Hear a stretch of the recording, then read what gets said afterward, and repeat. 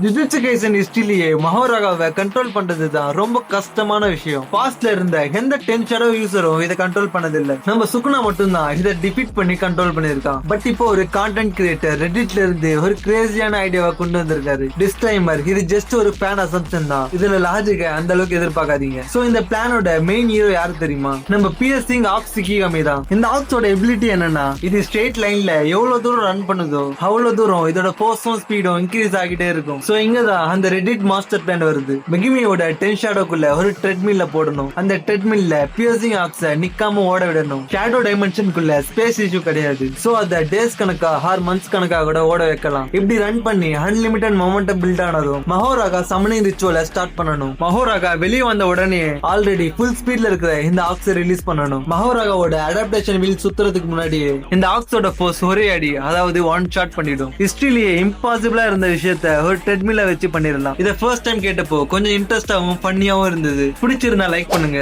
இதே மாதிரி ஃபன்னியான fan theory வேணும்னாலும் கமெண்ட்ல சொல்லுங்க.